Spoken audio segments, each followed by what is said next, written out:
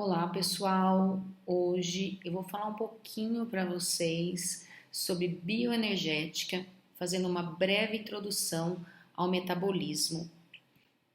Bom, qual que é o objetivo da aula de hoje? É abordar os principais aspectos relacionados à obtenção de energia pela célula, incluindo a descrição de etapas importantes, como glicólise, ciclo de Krebs, fosforilação oxidativa e transporte de elétrons, que tenham importância na prática clínica, especialmente dos profissionais de saúde. Então, a aula será dividida didaticamente em etapas da glicólise, sobre o ciclo de Krebs, também conhecido como ciclo do ácido cítrico ou do ácido tricarboxílico, transporte de elétrons acoplado à fosforilação oxidativa. Bom, é importante quando a gente começa a introduzir o metabolismo, definir dois conceitos: o catabolismo e o anabolismo. O catabolismo, como o próprio nome diz, é a quebra de nutrientes de moléculas, especialmente macromoléculas, que são ricas em energia, e a partir dessa quebra, então se obtém ATP, que é a nossa moeda de energia, ou, como eu digo em aula, as nossas notas promissórias, que são as coenzimas reduzidas, NADH, NADPH e FADH2. Então, a partir dessa quebra em moléculas pequenas, em produtos finais que não têm energia, que são liberados, a gente obtém a energia química que é necessária para o processo inverso, que é o anabolismo, que é a partir de moléculas precursoras, né, das nossas pequenas moléculas orgânicas, nós construímos nossos polímeros, as nossas macromoléculas. Então, a partir dos aminoácidos, nós construímos proteínas, dos carboidratos, dos monossacarídeos, os polissacarídeos, dos ácidos graxos, juntamente ao glicerol, os lipídios, e a partir dos nucleotídeos, os ácidos nucleicos, a partir desse processo que a gente chama de anabolismo, e que para tal nós gastamos essa energia química obtida durante o catabolismo. Outro conceito importante é que todas as vias catabólicas, isso é, de quebra das moléculas orgânicas, sejam carboidratos, proteínas, lipídios, em moléculas menores, como glicose, aminoácidos e ácidos graxos, convergem para um produto em comum, que é o acetil-CoA, que faz então uma outra etapa do processo, que é o ciclo de Krebs. Então, há uma convergência catabólica. Todos os produtos, de forma geral, levam à síntese do acetil-CoA, independentemente se a fonte é carboidrato, proteína ou lipídio. Se não produz acetil-CoA, produz intermediários do ciclo de Krebs, que são importantes para alimentar o processo. Daí a gente fala que o catabolismo tem essa convergência. Então, a glicose pode gerar o piruvato, e o piruvato leva à síntese de acetil-CoA e também de oxalacetato, que é um intermediário importante do ciclo de Krebs. Aminoácidos, né, alguns exemplos, a alanina, por exemplo, geram piruvato. Né? A asparagina gera oxalacetato. Né? A fenilalina gera acetil-CoA. O glutamato gera alfa-cetoglutarato, que são intermediários do ciclo de Krebs. Então, esse importante conceito de que o catabolismo é convergente. Por outro lado, o anabolismo, de forma oposta, é divergente. Né? Então, a partir do acetil-CoA, eu posso ter a síntese de vários tipos de lipídio, como o fosfolipídio de membrana, o triacilglicerol, que faz parte das nossas células adiposas. Eu também posso produzir colesterol, hormônios esteroides, ou a partir do colesterol, sais biliares. E intermediários do ciclo de Krebs podem servir como fonte de carbono para a síntese de aminoácidos, podem gerar glicose num processo de gliconeogênese Então a gente mostra nesse slide que, diferente do catabolismo, a via anabólica é divergente. E por que é tão importante obter energia? A gente tem que ter energia para manter a polaridade celular, a gente tem que ter energia para o nosso metabolismo basal e também para as diferentes atividades que nós executamos durante o dia. E dentro desse sentido, de conversão dos nutrientes, essa convergência do catabolismo, é importante resumir que a gente tem estágios do processo de obtenção de energia. Então, nós podemos passar pelo primeiro estágio, que é a quebra das moléculas complexas até os seus blocos constitutivos. Então, a gente quebra macromoléculas até obtermos as moléculas de base, os blocos constitutivos. Então, a partir da quebra das proteínas, nós obtemos centenas de aminoácidos. A partir da quebra de polissacarídeos como o glicogênio, nós obtemos inúmeras moléculas de monossacarídeos como a glicose. E a partir do triacilglicerol, a sua quebra leva à liberação de ácidos graxos e glicerol. A segunda etapa é a convergência desses blocos constitutivos ao acetil-CoA. Então, é a remoção da cadeia carbônica de aminoácidos cetogênicos que levam à síntese de acetil-CoA. É a partir da glicólise que leva à síntese de piruvato, que é convertido em acetil-CoA.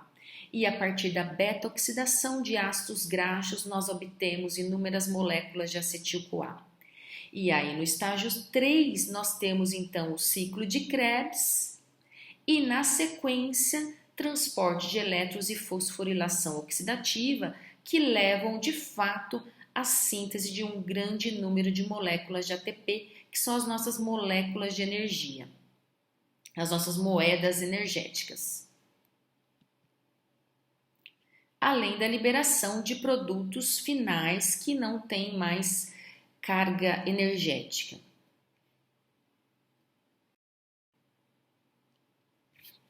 E hoje, dentro dessa etapa inicial de hidrólise, obtenção das moléculas de base e a quebra no estágio 2 dessas moléculas até a convergência de acetil-CoA, nós vamos abordar especificamente a quebra de carboidratos, a quebra da glicose, através de um processo que se chama glicólise. E por que, falar dessa fonte importante de energia? Primeiro, porque dentro dos nossos principais macronutrientes, os carboidratos correspondem a 40% a 60% da energia obtida. Então, muitos alimentos contêm carboidratos, e aqui alguns exemplos: frutas, leguminosas, o leite, o mel, o açúcar industrializado. Então, nós temos inúmeras fontes de carboidratos que correspondem, então, de 40% a 60% da energia obtida a partir da alimentação. E é importante destacar que existem células que são estritamente dependentes da glicose, como as hemácias, que não têm mitocôndria, então não conseguem fazer o metabolismo aeróbico. E é importante destacar que o carboidrato, a glicose, é o único nutriente que consegue ser quebrado na ausência de oxigênio. Diferentemente dos aminoácidos e das gorduras, do ácido graxo, a glicose é a única que consegue passar pela quebra na ausência de oxigênio. Então, muito importante para as hemácias, mas também para os músculos, quando eles começam o processo de contração e ainda não há uma oxigenação adequada desses tecidos. Então, quando eu faço um exercício de curta duração e de alta potência, com muita força, o principal metabolismo para obter energia é a partir do metabolismo anaeróbico da glicose. Também os nossos neurônios precisam de glicose, porque eles têm uma barreira, a barreira hematoencefálica, que impede que outros nutrientes entre nessas células e só a glicose consegue ultrapassar essa barreira. Então, destaca-se aí a importância dos carboidratos para a obtenção de energia. Então, uma vez que nós ingerimos os diferentes fontes de carboidrato, né, e aqui eu represento algumas, que passam pelo trato gastrointestinal e são quebradas em monossacarídeos e são absorvidas pelo intestino, elas vão para o fígado. E no fígado, ele é o grande órgão distribuidor de nutrientes, né? Então, a glicose entra dentro dos hepatócitos, uma boa parte delas é transformada no polímero, que é glicogênio, que eu falo que é nosso estoque, a nossa poupança de energia. Uma outra parte vai para a corrente sanguínea para alimentar os outros tecidos, principalmente aquelas células que são estritamente dependentes de glicose. Uma pequena parcela é quebrada no fígado simplesmente quando eu tenho um excesso de glicose circulante, porque o fígado em geral ele prefere usar os lipídios para obter energia, mas aqui eu represento o que acontece nas células de forma geral, não só nos hepatócitos. Então, quando a glicose entra numa célula, ela passa por um processo de glicólise até a obtenção do produto final, que é o piruvato. O piruvato nas mitocôndrias é convertido em acetil-CoA, que entra no ciclo de Krebs e depois essas coenzimas reduzidas são oxidadas no transporte de elétrons, na cadeia transportadora de elétrons e passa então e é acoplada à fosforilação oxidativa que culmina com a síntese de ATP. Também é importante destacar que a glicose pode passar por uma via alternativa, que é a via da pentose fosfato, que tem duas relevâncias aqui. A síntese de pentoses, como a ribose, e as pentoses são importantes para a síntese dos nucleotídeos, né, DNA, RNA, as nossas moléculas de energia, né, as nossas moedas, e também para a produção de uma coenzima muito importante na síntese, no anabolismo, especialmente na síntese de lipídio, que é o NADPH. É importante também destacar que quando há um excesso de ingestão de glicose e há uma ativação exacerbada do ciclo de Krebs, a gente tem uma regulação, porque o ciclo de Krebs ele tem que ser acoplado ao transporte de elétrons e fosforilação oxidativa, então eles têm que caminhar junto. Se há uma produção de ATP muito grande e esse ATP não está sendo usado, as vias são inibidas e direcionadas à via sintética. Então, a acetil-CoA, quando eu tenho alta energética, pode ser direcionado à síntese de lipídios, como os ácidos graxos, né, que depois vão ser precursores de fosfolipídios de membrana, do triacilglicerol, que é a nossa gordura de estoque, né? Então, assim como há a síntese de ATP está acoplada ou relacionada também à parte anabólica. Então, vamos começar com o primeiro processo, a glicólise. Então, a glicólise é um processo que ocorre no citoplasma, isso é importante os alunos saberem, e a partir de uma molécula de glicose que ela é degradada numa sequência de 10 reações, que eu vou abordar com um pouco mais de detalhes, e a partir dessas 10 reações nós temos de síntese líquida 2 moléculas de piruvato, 2 ATPs e 2 NADH. As 10 etapas da glicólise são divididas em 2 fases. As 5 primeiras reações compõem a fase preparatória, onde a célula gasta energia para tornar a molécula de glicose uma molécula possível de ser quebrada em 2 iguais. Essa fase preparatória começa então com a entrada da glicose na célula. Essa glicose é fosforilada para permanecer dentro da célula à custa de ATP, então há uma quebra de ATP, há um investimento energético através da ação de uma enzima da classe das quinases, que são enzimas que adicionam fosfato ao substrato, Essa glicose 6-fosfato é isomerizada através da ação de uma isomerase em frutose 6-fosfato, porque a frutose, se a gente olhar aqui nesse esquema em branco, a molécula de frutose ela é mais homogênea, né? Ela tem uma distribuição dos elementos de forma mais homogênea. Se a gente dividir a frutose ao meio, a gente tem duas partes relativamente similares, o que não acontece se eu dividir ao meio uma molécula de glicose. Por isso que há essa etapa de transformação da glicose em frutose,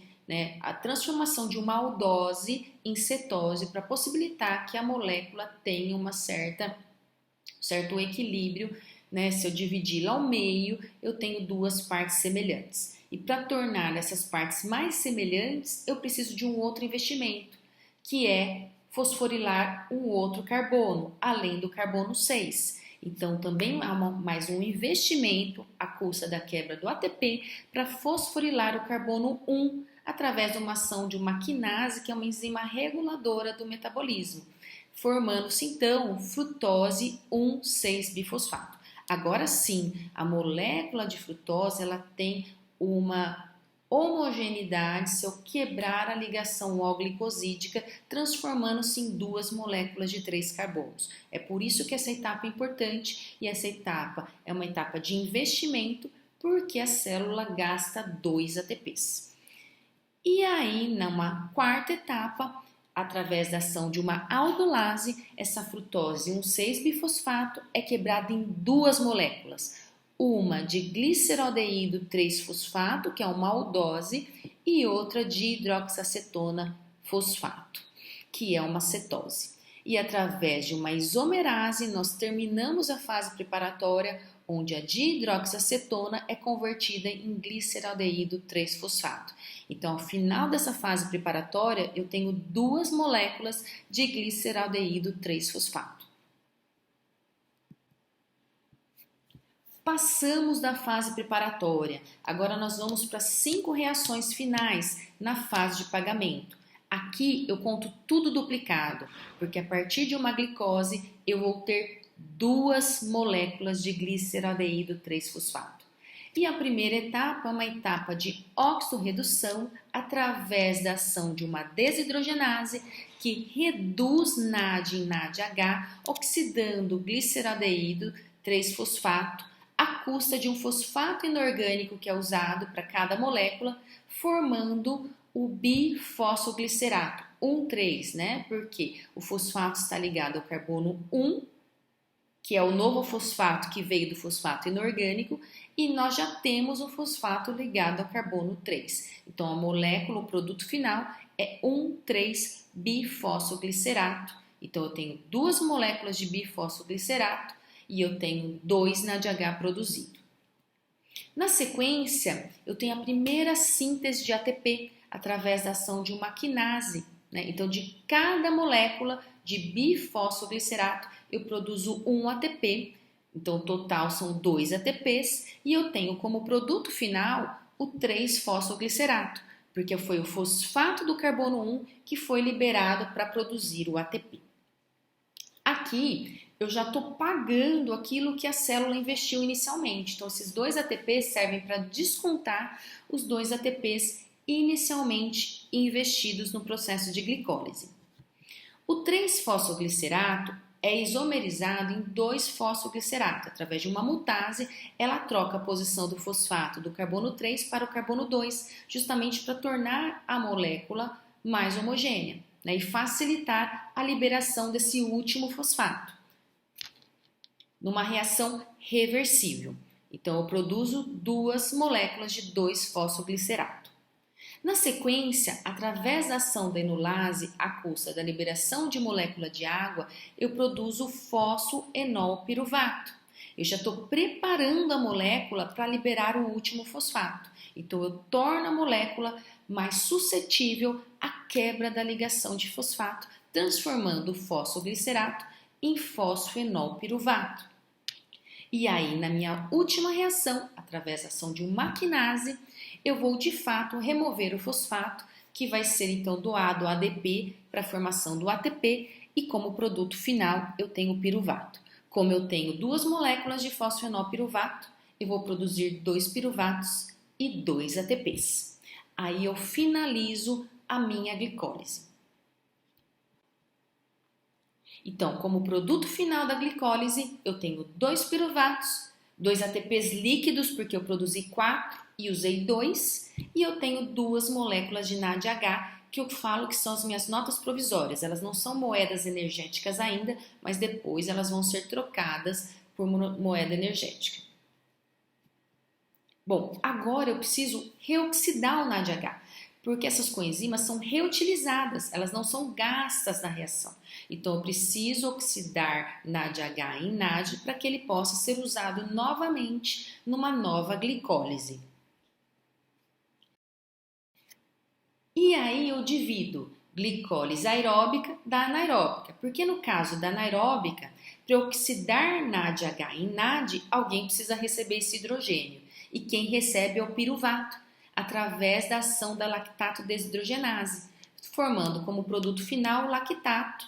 E aí com isso eu tenho a oxidação do NADH em NAD e ele pode ser usado novamente no processo de glicólise.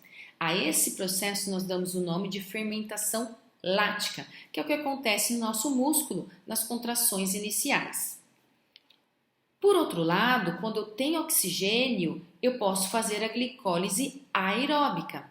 E aí esse piruvato, na verdade, ele vai ser convertido em acetil-CoA na mitocôndria, né? Então o destino do piruvato vai ser para a mitocôndria e esse NADH vai para a mitocôndria e ele vai ser oxidado no transporte de elétrons acoplado à fosforilação oxidativa.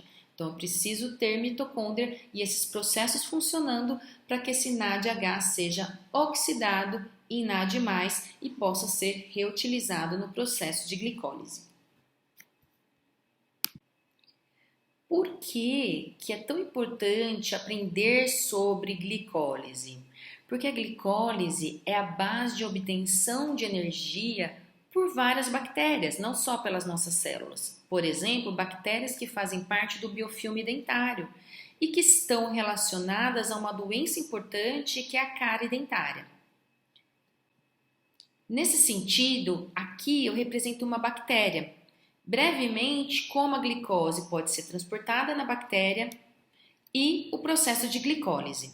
Então, existem vários agentes antimicrobianos que conseguem inibir várias etapas do processo de glicólise, como, por exemplo, a clorexidina, que inibe a síntese de fosfoenolpiruvato, que inibe algumas enzimas de membrana, como a ATP sintase, a glicosiltransferase, que polimeriza a glicose em polissacarídeo extracelular, canais iônicos.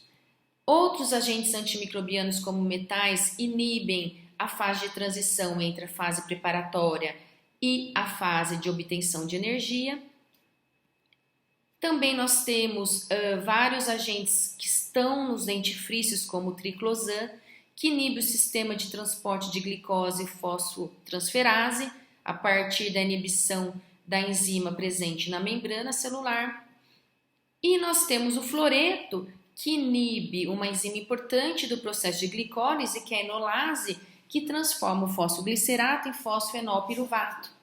Então, a gente tem exemplos de agentes antimicrobianos disponíveis em enxaguatórios, pastas de dente, que podem inibir várias etapas da via da glicólise, estão tendo efeito antimicrobiano, o que nem sempre reflete no efeito antibiofilme, como vocês vão ver nas aulas de Bioquímica 2.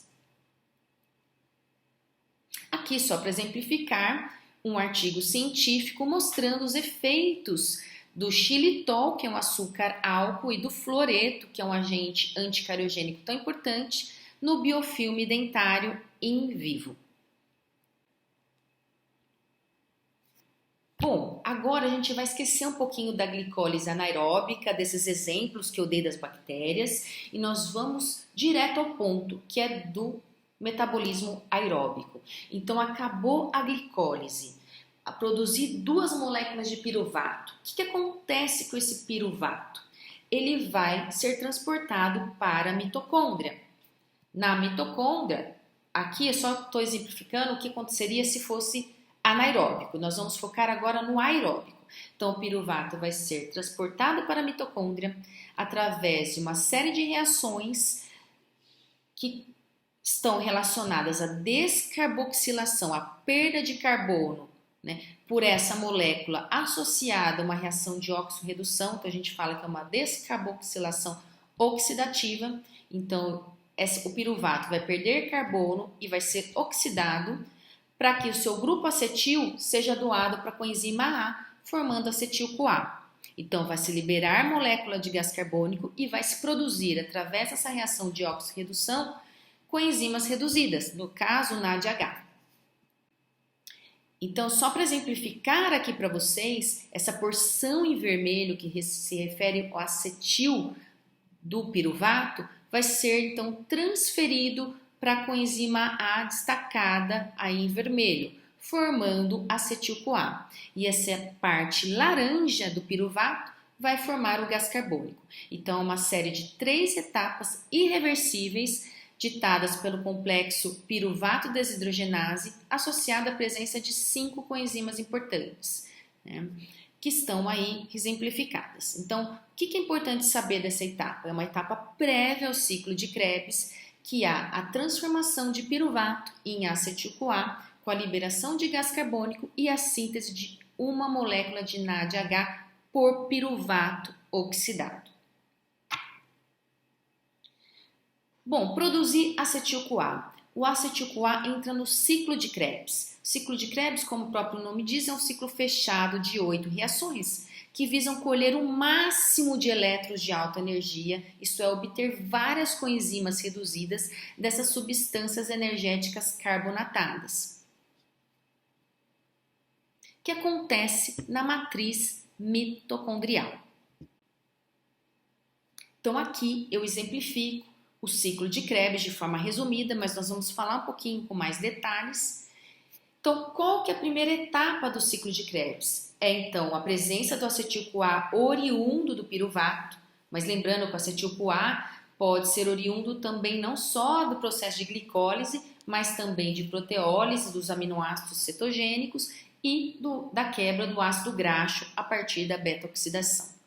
Então, o acetil-CoA precisa se ligar ao oxalacetato, que vem normalmente do piruvato também, né, que é uma molécula de 4 carbonos. Então, o acetil-CoA tem 2 carbonos, o oxalacetato tem 4 carbonos, formando o citrato, que dá o nome ao ciclo, ciclo do ácido cítrico. Essa é a primeira etapa. O citrato é transformado em isocitrato para tornar essa molécula energeticamente mais favorável, e a partir de 2 processos, né, de descarboxilação oxidativa, eu produzo ao final succinil-CoA. Eu produzo primeiro alfa-cetoglutarato, depois succinil-CoA, e dessas 2 reações eu tenho a liberação de 2 moléculas de gás carbônico e a síntese de 2 NADH. Então, são etapas importantes do ciclo de Krebs, porque removem 2 carbonos para tornar a molécula novamente com 4 carbonos, e ainda a gente aproveita ao máximo dos elétrons dessas moléculas, produzindo 2 NADH. A gente pode dividir também o ciclo de Krebs em 2 fases. Essa é a fase em que eu vou, da molécula de citrato de 6 carbonos, obter succinil-CoA de 4 carbonos, e a partir dessas quebras eu vou então produzir 2 NADH. O succinil-CoA, pela entrada da coenzima A, é uma molécula muito energética. E quando a coenzima A sai, eu tenho todo o favorecimento energético para produzir GTP, que é uma molécula, assim como a ATP, é uma moeda de energia. Então, eu também estou produzindo aí, a partir da transformação do succinil-CoA em succinato, GTP. O succinato vai também ser oxidado em fumarato, e a partir dessa oxidação, a redução de FAD em FADH2. Produzir mais, então, uma molécula que pode ser trocada por energia, uma coenzima reduzida. Lembra que coenzima reduzida é nota provisória, ela vai ser trocada depois por energia propriamente dita. Então, a partir da transformação do succinato em fumarato, eu tenho a síntese de FADH2. O fumarato é transformado em malato, para que a partir do malato eu tenha uma última reação de oxirredução, transformando o malato em oxalacetato, e eu produzo também um NADH. E aí eu consigo alimentar o processo, porque o oxalacetato vai estar disponível para se ligar novamente ao acetil-CoA e produzir o citrato. Então, o saldo final do processo do ciclo de Krebs, além da liberação de 2 moléculas de gás carbônico, é a síntese de 3 moléculas de NADH, uma de FADH2 e um GTP. Então, vamos detalhar aqui um pouquinho mais essas etapas do ciclo de Krebs. Então, eu tenho a junção do oxalacetato, como eu disse para vocês, que tem 4 carbonos, com acetil-CoA, que tem 2 carbonos, com a saída da coenzima A, a síntese de citrato a partir da ação do citrato sintase, da enzima. O citrato não é uma molécula tão fácil de ser quebrada para liberar gás carbônico, né? Então, a gente precisa transformar em várias etapas em isocitrato através de uma enzima chamada aconitase. E aí sim, o isocitrato é uma molécula que vai possibilitar a quebra e a liberação de gás carbônico. Quando a gente compara a molécula, a estrutura do isocitrato com o citrato, a gente consegue ver 2 grupamentos, né, que tem carbono e 2 moléculas de oxigênio que vão ser liberadas na forma de gás carbônico. Então, a primeira etapa, né, é a transformação do isocitrato em alfa-cetaglutarato através de uma enzima isocitrato desidrogenase que libera um gás carbônico e reduz o NAD em NADH. Então, a gente obtém a primeira nota provisória. Na sequência, vai ter uma repetição da reação, porque o alfa-cetaglutarato também vai passar pela ação de uma outra enzima, mas que vai fazer essa descarboxilação oxidativa, que é a alfa-cetaglutarato desidrogenase. A partir da oxidação do alfa-cetaglutarato em succinil, né, com a entrada de uma coenzima A, há a liberação também de gás carbônico e a síntese de uma nova molécula de NADH. Bom, essa é a fase inicial do ciclo de Krebs, a partir da qual eu vou remover 2 carbonos do citrato e através dessas 2 reações que liberam carbono, eu tenho uma oxirredução com a síntese de NADH.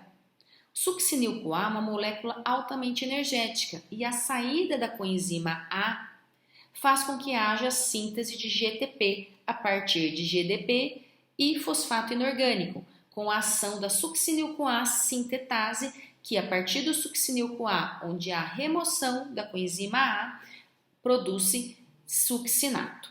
Aí vocês estão vendo a molécula de succinato. Na sequência, há uma nova reação de oxirredução com a síntese de fumarato a partir do succinato e a liberação de hidrogênio que vai para o FAD+, produzindo FADH2. Então, o uso desse hidrogênio para produzir mais uma nota provisória, que é o FADH2, que é a coenzima reduzida, né, o FAD mais 2 reduzido.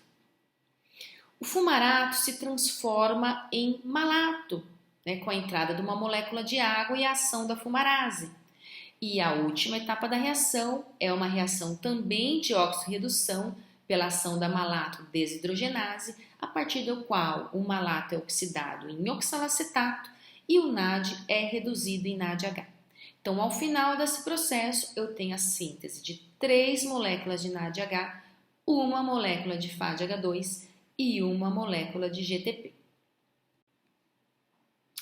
Então, o saldo final de uma volta do ciclo de Krebs é a produção de 3 NADH, 1 FADH2 e 1 GTP.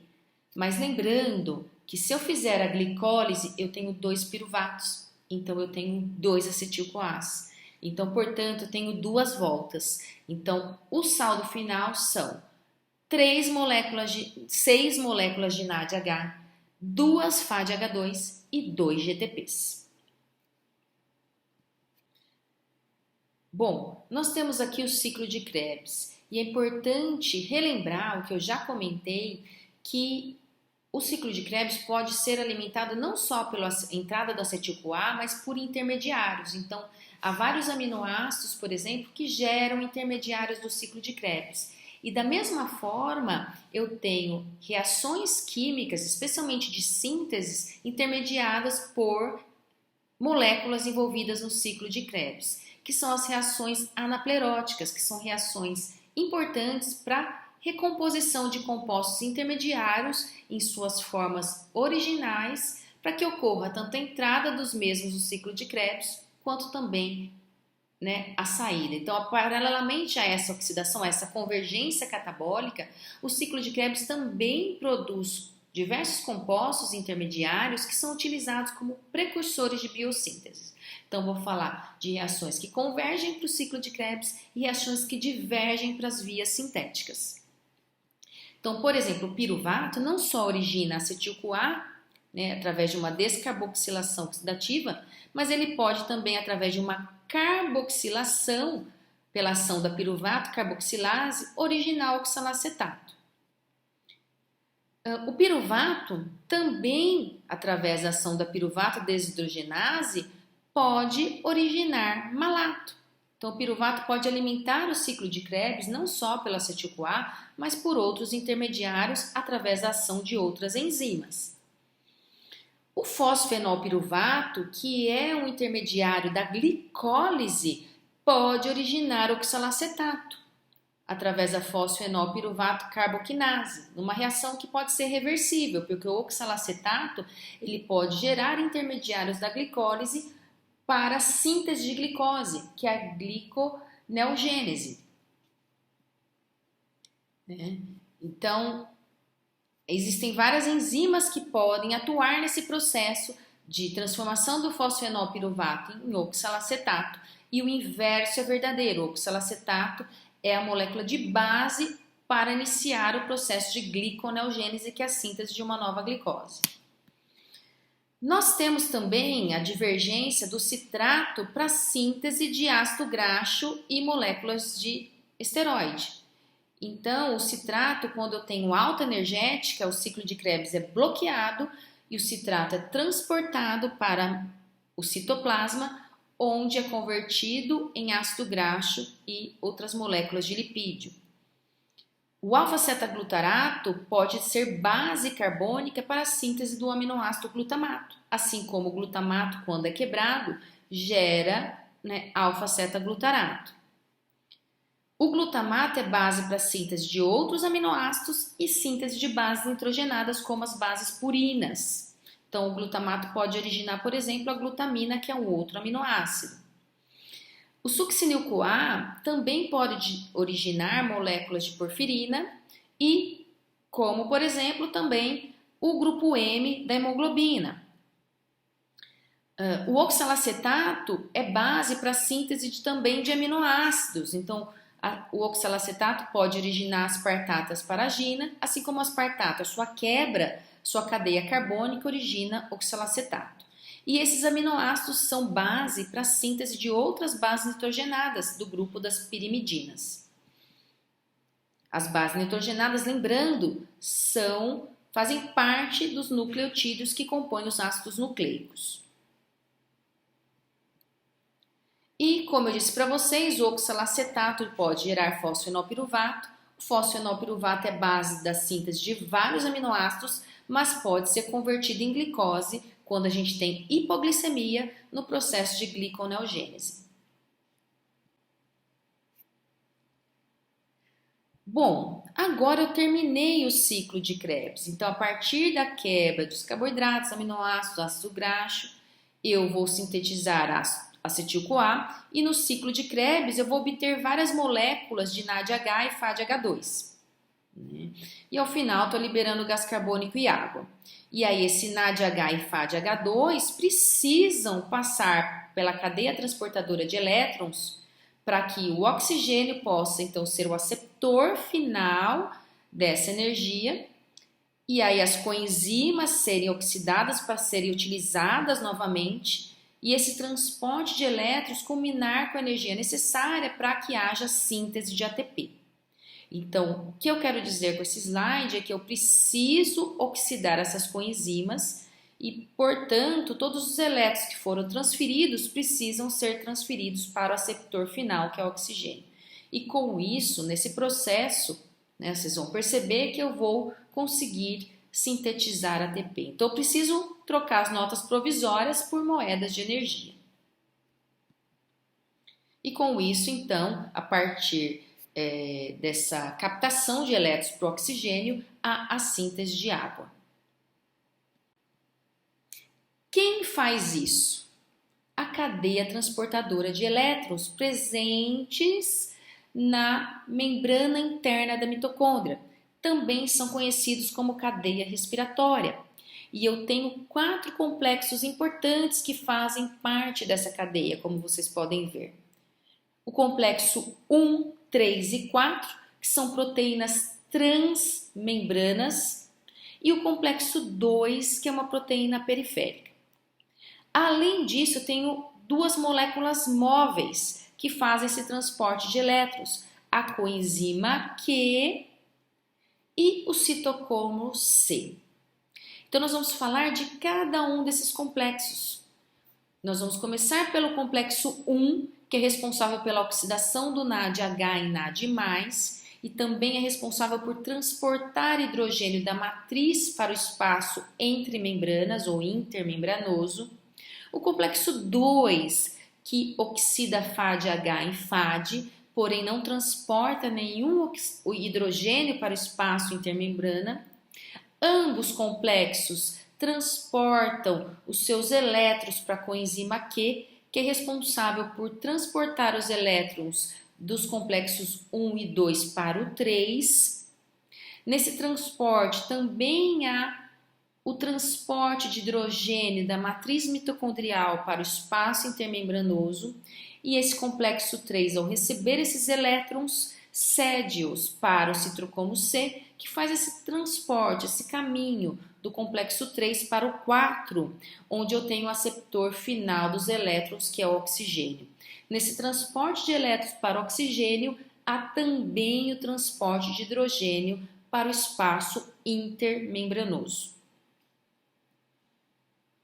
Vamos falar então agora do complexo 1.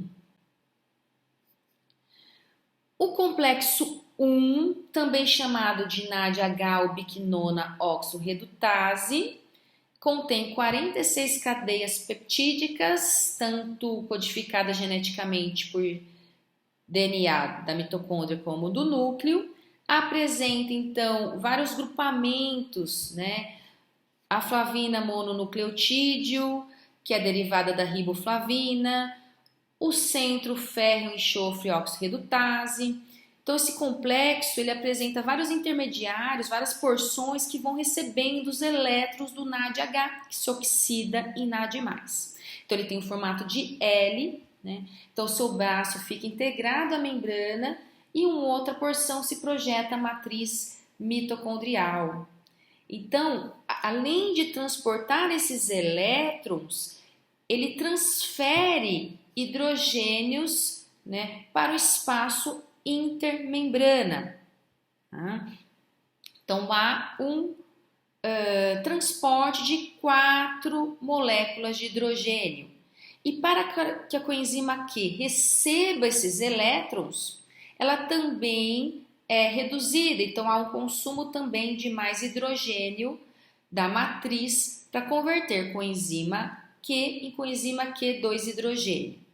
Tá? Então, o que é importante a gente saber desse complexo? Que ele é responsável pela oxidação de NAD e NAD+, e ele transporta 4 hidrogênios para o espaço intermembrana, transportando então os elétrons para a coenzima Q. O complexo 2, ele é responsável pela oxidação do FADH2 produzido no ciclo de Krebs, né? Então, o complexo 2 ele não atravessa a membrana, ele é uma proteína periférica, né, também chamada de succinato ubiquinona oxorredutase, que oxida succinato afumarato. Então, ele é responsável, ao final, por oxidar o FADH2 produzido nesse ciclo de Krebs através da transformação do succinato e fumarato em FAD+. Né? Quem recebe esses elétrons é uma porção do C complexo, que é o ferro enxofre. Né? E também essa porção, ele tem uma porção, na verdade ele tem um domínio hidrofílico composto por uma flavoproteína que se liga ao substrato e à proteína ferro enxofre, e tem uma porção hidrofóbica que é composta pelo citocromo B, que é o sítio de ligação à coenzima Q. Então, ao final, esses elétrons transportados vão para a coenzima Q, como acontece no complexo 1. Tá? Com isso também há a liberação de hidrogênio, porque essa molécula de FADH2 é oxidada em FAD. Então eu vou oxidar o FAD e os elétrons do FADH2 vão ser transportados por esse complexo 2 até a coenzima Q. Tá? Então a coenzima Q, gente, é o ponto de convergência dos elétrons provenientes do NADH no complexo 1 e do FADH2 no complexo 2. E ela vai transportar esses elétrons ao complexo 3, que nós vamos falar na sequência. O que é importante saber aqui? Que o complexo 2 é responsável pela oxidação do FADH2 em FAD e ele não ajuda no transporte de hidrogênios para o espaço intermembrana. Ele não contribui para o gradiente de prótons. Também ao consumo, obviamente, para a coenzima Q receber os elétrons, ela é reduzida em coenzima QH2 e há um consumo de 2 hidrogênios da mitocôndria, mas não há, de fato, transporte de hidrogênio para o espaço intermembrana.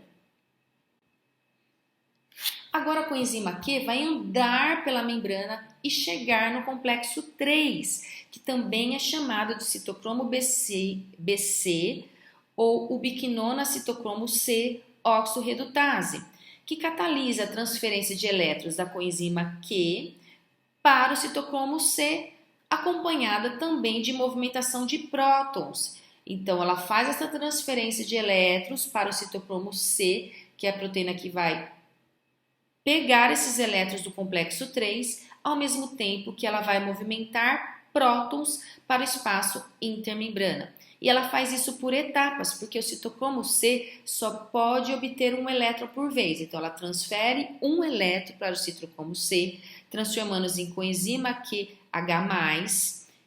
Tá? Então, aí na sequência, um outro citocromo recebe esse elétron, né, liberando a coenzima Q sem hidrogênio. Esse hidrogênio, então, vai para o espaço intermembrana, né? E aí vai tendo a passagem desses elétrons por citocromos B diferentes.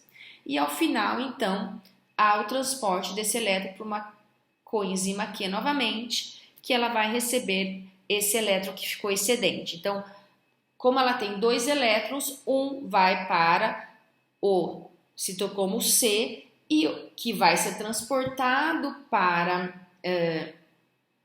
pela membrana, né? É uma proteína que se move pela membrana, e a outra volta para a coenzima Q.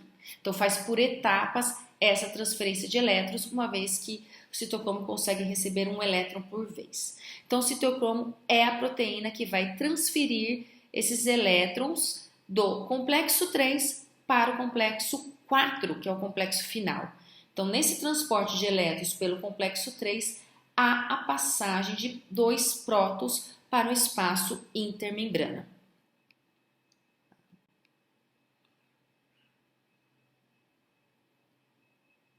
Então aqui novamente, só mostrando essa passagem de elétrons pelo complexo 3 até o citocromo C. E chama citocromo BC porque é a participação do citocromo B nessa transferência parcial dos elétrons, porque cada citocromo recebe um elétron. Bom, vamos para o complexo 4 agora. O complexo 4 é constituído por 13 unidades, das quais 3 são codificadas pelo DNA mitocondrial, né? E ele recebe os elétrons do citocromo C, por isso ele é chamado citocromo C oxidase. Nessa transferência de elétrons, né, ele faz então a doação de 4 elétrons para o aceptor final, que é o oxigênio, o qual se liga a prótons presentes na matriz mitocondrial, formando as moléculas de água, tá? Com a oxidação concomitante de 4 moléculas de citocromo C. E há a passagem, então, de 4 hidrogênios para o espaço intermembranas. Então, a enzima utiliza essa energia bombeando 4 hidrogênios para o espaço intermembranas. Tá? E o aceptor final desses elétrons que passam pelo complexo de cobre, o complexo M, né, é o oxigênio. Com isso se gasta, além dos 4 hidrogênios que foram para o espaço intermembrana, mais 4 hidrogênios da matriz mitocondrial que se ligam ao oxigênio formando 2 moléculas de água. Então, aqui destacando que o oxigênio é o aceptor final de todos os elétrons que foram transportados do complexo 1, 2 e 3 até o complexo 4. Então, o complexo 4, assim como 1 e 3, ele contribui ativamente para o gradiente de prótons, bombeando prótons para o espaço intermembranoso. O transporte de elétrons pode não ser completo e, com isso, a produção de espécies reativas de oxigênio. Isso acontece, por exemplo, quando há transferência apenas de um elétron, formando o superóxido, ou quando há transferência de 2 elétrons, formando o peróxido, que pode ser transformado em peróxido de hidrogênio ou radical hidroxila. Então, a redução parcial do oxigênio pode gerar radicais livres que causam danos severos às células, né? Que são as espécies reativas de oxigênio. O peróxido de hidrogênio em si, que a gente conhece como água oxigenada, não é um radical livre, porém é um oxidante potente que pode gerar o radical hidroxila. Então, acredita-se que essas espécies reativas de oxigênio podem ser formadas no complexo 1 e 2, tá? Quando o gradiente eletroquímico está elevado por falta de ADP. Então, de fato, a cadeia transportadora de elétrons é a maior fonte endógena de espécies reativas de oxigênio. Existem outras fontes de espécies reativas de oxigênio, né, como retículo endoplasmático, células imunes, a partir da radiação e da poluição ambiental. Mas, querendo ou não, a cadeia transportadora de elétrons é a maior fonte. O que acontece? Nós também produzimos, nós temos mecanismos antioxidantes, mas quando a produção de espécies reativas de oxigênio está maior do que a nossa capacidade de detê-las, nós temos o estresse oxidativo. E o estresse oxidativo, essas espécies reativas podem reagir com moléculas orgânicas importantes, como proteínas, o DNA e membranas, causando danos. Como que nós podemos controlar o estresse oxidativo? A partir de sistemas enzimáticos. Então, as células dispõem de enzimas que podem dissipar radicais livres, como a superoxidismutase, que é responsável pela conversão do peróxido na presença de hidrogênio, do superóxido na presença de hidrogênio em peróxido de hidrogênio, né? E a catalase e a glutationa peroxidase, que transformam, por sua vez, o peróxido de hidrogênio em oxigênio e água. Então, os nossos 2 sistemas enzimáticos importantes. A superoxidismutase, que transforma o peróxido na presença de hidrogênio em oxigênio e peróxido de hidrogênio, destacado em amarelo, e, por sua vez, pode, então, receber a influência da enzima catalase, convertendo o peróxido de hidrogênio em oxigênio e água. Além do sistema enzimático, nós temos vitaminas, que são antioxidantes, e os derivados carotenoides. Por que é importante ter esse sistema antioxidante? Porque essas espécies reativas de oxigênio estão relacionadas a danos celulares, como o envelhecimento precoce, né? Assim como doenças neurodegenerativas, como o Parkinson, o Alzheimer e o câncer. Aqui Aqui eu só vou mostrar para vocês que a saliva ela pode ser usada como fonte, como fluido de diagnóstico para o câncer e outras doenças que podem estar relacionadas ao estresse oxidativo. Então aqui mostra um artigo de revisão sistemática e meta-análise que estudou, que demonstrou que há biomarcadores relacionados ao estresse oxidativo na saliva e no fluido gengival que podem estar relacionados, por exemplo, a um quadro inflamatório que é a periodontite crônica. Então isso mostra o avanço das técnicas de biologia molecular, das técnicas de bioquímica para usar a saliva como fonte para a obtenção de biomarcadores relacionados a diferentes doenças ou condições patológicas.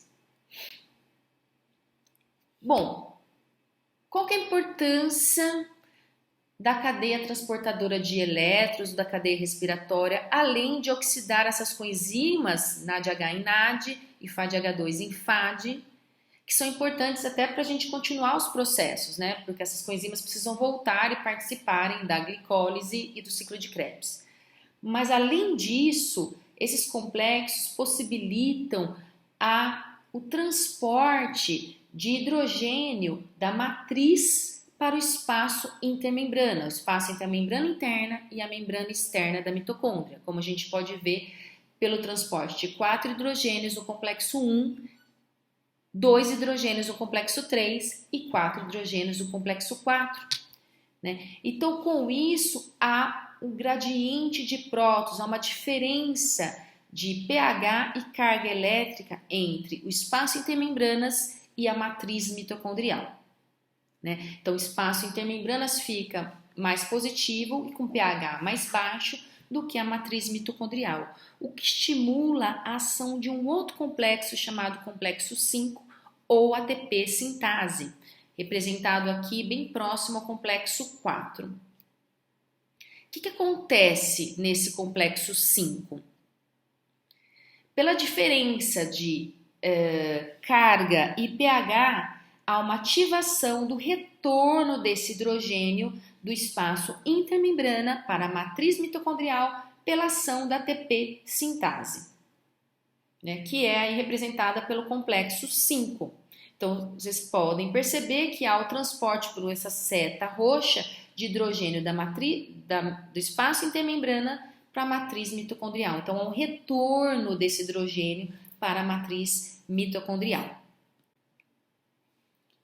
Pela ação desse complexo 5, também chamado de ATP sintase. Ela é composta por uma unidade condutora de prótons e uma unidade catalítica pelas porções alfa, beta, gama e épsilon. Então, o papel dos gradientes de próton, quando ele retorna, o próton retorna, não é necessariamente formar ATP, porque quem faz isso é essa porção catalítica que já está ativa, mas ele ajuda a liberar esse ATP. Então, a ATP sintase, ela tem, então, o fator de acoplamento F1, que são essas microesferas e hastes, e o F0, que é embebido na membrana, que é o canal através do qual os prótons retornam à matriz mitocondrial. O F1, por sua vez, ele é composto por 3 sítios catalíticos, alfa 3 e beta 3, que mudam a sua conformação devido à passagem de prótons.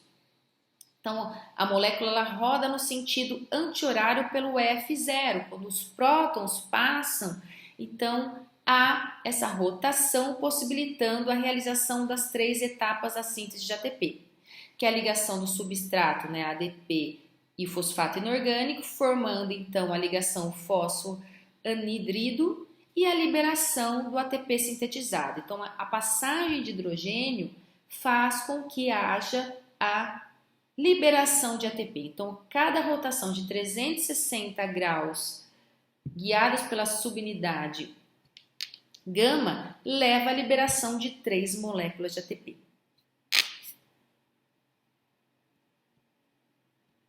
Isso se dá, então, pela essa passagem do espaço intermembranas para a matriz mitocondrial do hidrogênio, faz com que haja a liberação de ATP.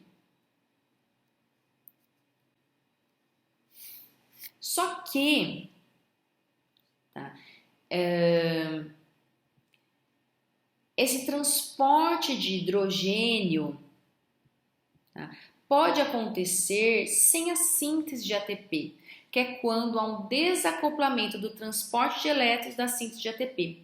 E isso se dá pela presença de proteínas desacopladoras de membrana, que é essa proteína amarela que está pertinho do complexo 5, que é a termogenina, que é um dímero presente na membrana que é muito semelhante à ATP-AD sintase, que faz esse transporte de hidrogênio e não tem, consequentemente, a síntese de ATP. Então, o hidrogênio volta para a matriz sem culminar com a liberação de ATP. Onde eu tenho desacopladores fisiológicos? Tá? Eu tenho alguns tecidos, como o tecido adiposo marrom, muito presente em bebês, presente no coração, no músculo esquelético, no cérebro, que é responsável pela termogênese, tá? Que reduz a produção de espécies reativas de oxigênio, inclusive, e acelera o metabolismo, né? Então, a termogenina é uma proteína de membrana que permite a passagem de prótons sem a produção de ATP, por isso que fala que acelera o metabolismo, produzindo calor. E é uma via ativada especialmente quando a temperatura corpórea cai. Nós temos também algumas moléculas tóxicas que inibem a cadeia transportadora de elétrons nos seus diferentes complexos. Então, nós temos a rotenona, que inibe complexo 1. E rotenona é um veneno, um inseticida, né? Um veneno de peixe, um inseticida, que pode inibir o complexo 1. A rotenona é derivada de raízes, sementes e folhas de várias plantas e é considerado um pesticida botânico. É um pesticida também não específico usado para controle de insetos, tanto em plantas quanto em animais domésticos, assim como para o controle de população de peixes. E ela é uma inibidora de um dos complexos, que é o complexo 1, envolvido na oxidação do NADH. Um outro exemplo é a antimicina A, que é um antibiótico que inibe complexo 3. Então, é um antibiótico, é um veneno de peixe que também faz essa ação de inibir a cadeia transportadora de elétrons. Um outro exemplo é o cianeto e o monóxido de carbono, que inibem complexo 4, que inibe a transferência dos elétrons para o oxigênio. E a oligomicina, que inibe a ATP sintase. É um antibiótico utilizado como agente antifúngico que inibe o fluxo de prótons pela ATP sintase. Então, nós temos diferentes inibidores tóxicos que inibem diferentes complexos envolvidos no transporte de elétrons e na fosforilação oxidativa. Então, ao final desse processo, nós tivemos a glicólise no citoplasma, nós tivemos o ciclo de Krebs na matriz mitocondrial e nós tivemos o transporte de elétrons e fosforilação oxidativa. Qual que é o rendimento da oxidação completa da glicose? Qual que é o rendimento da glicólise aeróbica? Então, a partir de uma molécula de glicose que contém 6 carbonos, né, nós temos então a produção de em torno de 32 moléculas de ATP e eu vou explicar essa conta para vocês. A partir de 32 ADPs e 32 fosfato inorgânico e nós temos aí a transferência desses elétrons para o oxigênio. Da quebra da glicose, nós então temos a produção de 6 gases carbônicos e da transferência de elétrons para o oxigênio de 6 moléculas de água. Vamos fazer essa continha então. A etapa 1 é a etapa da glicólise, que a gente produz 2 piruvatos, 2 moléculas de ATP e 2 coenzimas reduzidas na ADH. A etapa 2 é a produção de acetil-CoA a partir do piruvato, né? A transformação do piruvato em acetil-CoA. Lembrando que nós temos 2 moléculas de piruvato, em cada transformação em acetil-CoA, nós temos a síntese de 2 NADH. 1 NADH. Então, como nós temos 2 piruvatos, 2 acetil-CoAs, nós temos 2 NADH. Do ciclo de Krebs, lembrando que nós fazemos 2 voltas, né? Nós temos o total da produção de 6 NADH, 2 FADH2 e 2 GTP. Então, vamos contar quantas coenzimas reduzidas nós produzimos? Então, nós produzimos 10 NADH, 2 NADH vem da glicólise, 2 NADH vem da transformação do piruvato acetil-CoA e 6 NADH do ciclo de Krebs. Nós também temos 2 FADH2 que vem do ciclo de Krebs. E fosforilação ao nível de substrato, isto é, a produção diretamente da moeda de energia, nós temos duas moléculas de ATP da glicólise e 2 GTPs do ciclo de Krebs, que equivalem a 4 ATPs. De cada oxidação de NADH, nós produzimos em torno de 2,5 ATP. E de cada oxidação de FADH2, 1,5 ATP. Então, nós vamos multiplicar 10 por 2,5 e 2 por 1,5. Então, nós vamos obter 25 moléculas de ATP e 3 moléculas de ATP. Aí que eu falo que eu estou trocando a minha nota provisória por moeda de energia, que é ATP. Ao final, nós temos então produzidos 32 ATPs. Lembrando que muitas vezes o saldo final é um pouquinho reduzido, porque para transportar o NADH do citoplasma para a mitocôndria, nós gastamos energia, seja pela lançadeira malato-aspartato ou lançadeira glicerol 3-fosfato. E é importante frisar que nem sempre ao final nós temos os 32 ou 30 ATPs, porque muitos sistemas de transporte de membrana interna da mitocôndria é do tipo ativo. Então, ao final, isso impacta reduzindo o rendimento em ATP de qualquer processo, seja a glicólise ou a beta-oxidação.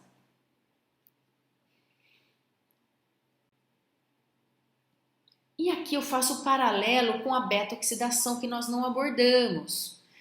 Por exemplo, a beta-oxidação de um ácido graxo de 16 carbonos, ela gera, em cada passagem da beta-oxidação, que são 4 reações, a produção de um acetil-CoA e a produção de um NADH e um FADH2. São 7 repetições da beta-oxidação. É que ao final há a liberação de 2 moléculas de acetil-CoA, por isso esse saldo de 8 acetil-CoAs. Então, de uma beta-oxidação de um ácido graxo de 16 carbonos, nós temos 7 NADH, 7 FADH2 e 8 acetil-CoA. Cada acetil-CoA passa por um ciclo de Krebs, então como eu tenho 8, eu tenho que multiplicar todo aquele saldo de uma volta por 8. Então é 8 vezes 3 NADH, 8 vezes 1 FADH2 e 8 vezes 1 GTP. Então, do ciclo de Krebs eu vou ter mais 24 NADH, 8 FADH2 e 8 GTPs. Somando tudo, os 7 NADH da beta-oxidação e os 24 NADH do ciclo de Krebs, eu tenho 31 NADH.